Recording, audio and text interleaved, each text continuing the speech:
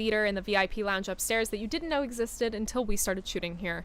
Our second interview of day 3 has begun, and I am here with Lorena Lourenco, director of Stitched, and Pratima Mani, who is the writer and lead of Stitch.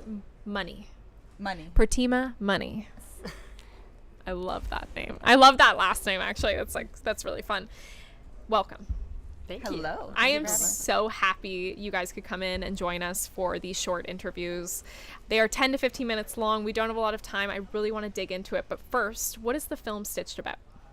So the film is an absurd comedy, like an absurd Frankenstein comedy that's about a South Asian woman who can't find a partner who can code switch to the ability she wants, and so decides to Frankenstein one together, and it's about what happens after that. So thematically it's about finding love and building relationships as part of the diaspora, and what it means to do that when like you're very used to growing up with multiple identities and moving between those, and Wow. that's what's normal for you.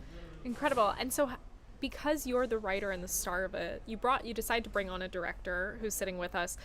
How was that search? Were you friends before? Have you worked together before? What was the search like? How did you guys come together? I posted online Amazing. on a group that we're both on, and Lorena was the second person to reply, and she sent me her reel, and I was like, this looks cool, and that was Yeah, and then what I happened. read her script and I was like, this is cool. This is right up my alley. And then here we are.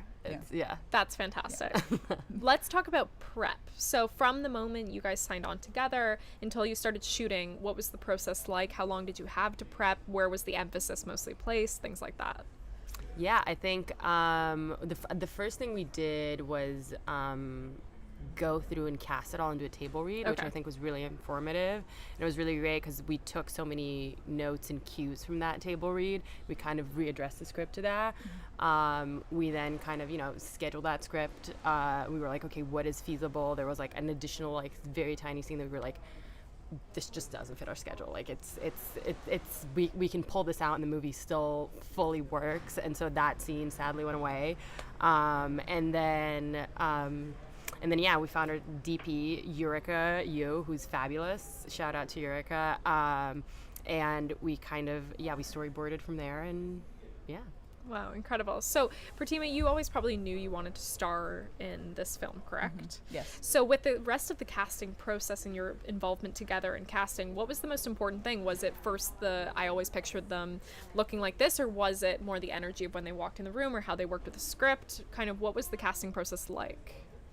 I think a lot of it was comedically how well they fit with the tone of what I imagined when I wrote the script, because it is sort of on the drier side of comedy. So finding people who just had that instinct to read that way jumped out to us a lot. And we were lucky enough that like some of the people who ended up being in it were already people that I knew. Amazing. But one of the, I think, luckiest people we were to cast was Sunita or Suniyam and Arindam Ghosh, who play my parents in it, because it was tough to find older South Asian actors who do dry comedy, and they like nailed it. That's so funny to watch. That's incredible. And Lorena, for when you call cut, what is the first thing you do after calling cut? Yes. Like per shot, or just like per shot? The end? Per shot. The first thing we do, the first thing is kind of just like digesting the take we just took. I usually go to my DP and be like, how do you feel about this? We kind of like exchange notes where I'm like, I like this performance, but I want to try it a little more like this, or this dialogue line didn't land for me, so that's a specific one I want to get. And will usually be like, well, this shot was great for me, or she'll be like, I lost focus at this point. So it's kind of, we figure out like, okay, we want to do another take, or do we want to do another partial take? And then we go from there. We communicate that to our AD, and we go again. Awesome. Yeah. So you, a lot of the time for this film, went to your DP first and then relayed to actors, we're going to go again, or we're going to change this. Mm-hmm. Awesome. For that workflow, for the visual language, what were kind of your rules around building the visual language for the film? I had a very clear idea of how I wanted we show like where the Frankensteining happens. It's like we call it our OR. Fun. And so I had a very clear look for the OR that I wanted, and then everything else, it was very much like I built it with Eureka. We were thinking about it. Eureka had some fabulous just mood boards for the shots and for the different scenes and how she wanted to light them. And that's kind of how we built it, where like I sent her some references and she sent me some references, and we kind of like piecemealed that together. And we had also like an incredible gaffer, Josh, who just did such a great job lighting those scenes. Like the amount of lights was really very minimal for how much legwork they were doing. Yeah.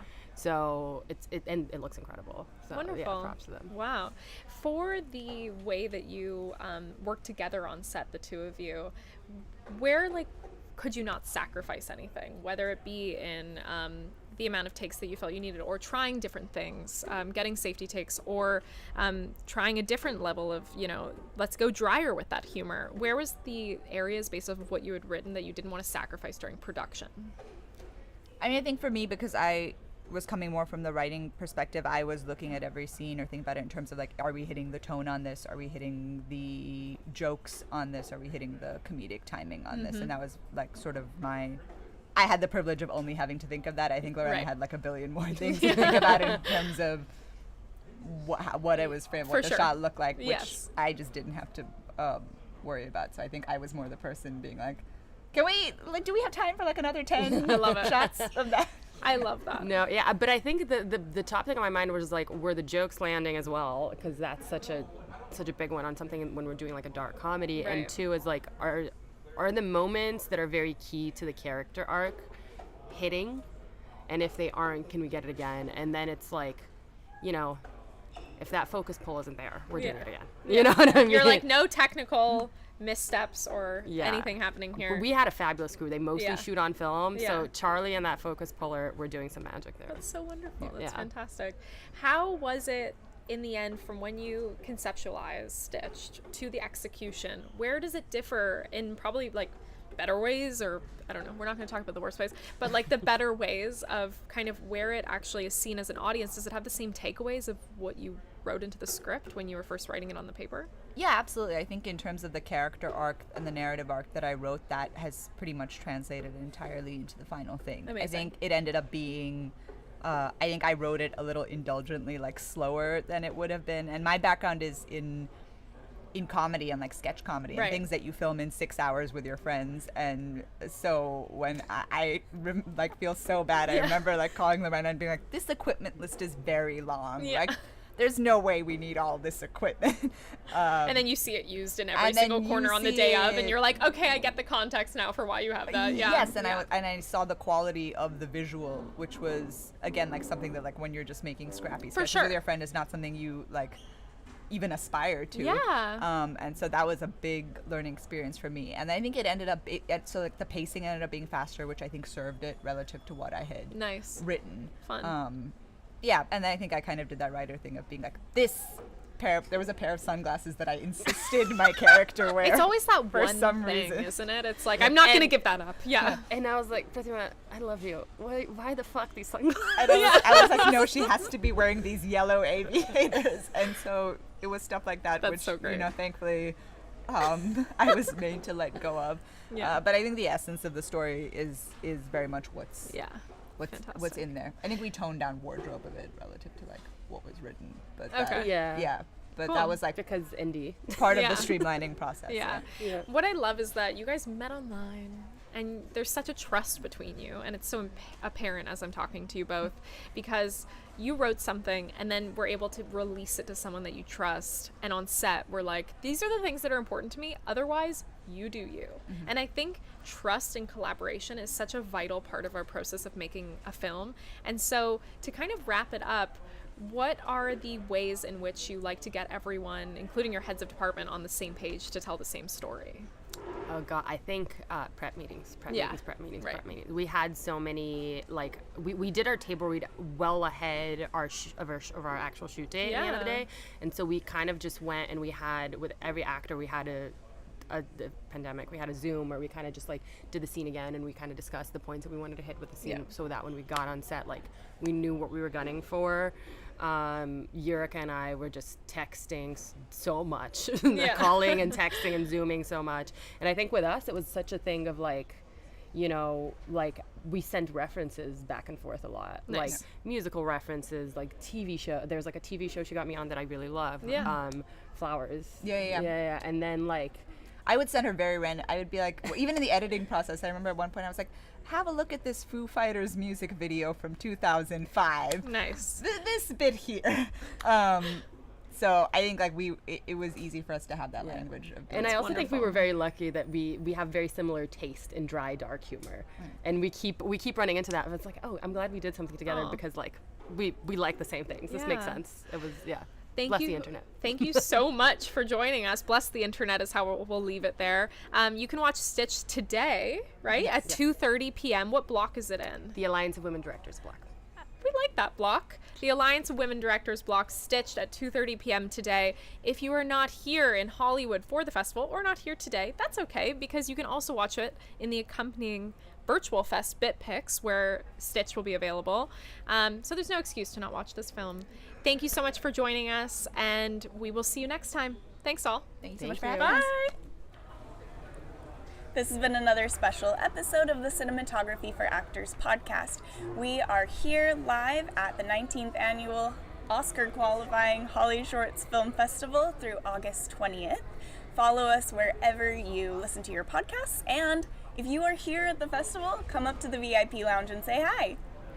We also want to give a huge thank you and shout out to our sponsors, which we have so many to help us put this together, and that is Apogee Film Tools, Roscoe, Lightstone Rentals, Canon, and First Mile Technology for the awesome Wi-Fi hookup. As a special gift to our CFA listeners, we have partnered with a company called We Make Movies, you may be familiar with them, to offer discounted production services, including access to comprehensive production insurance and workers' comp for your next shoot. Visit wemakemovies.org/insurance and use code CFA23 on your next intake form for 10% off your quote. We are making filmmaking more accessible. Thank you so much for joining us. We will see you next time on the Cinematography for Actors podcast. Thanks all. Bye.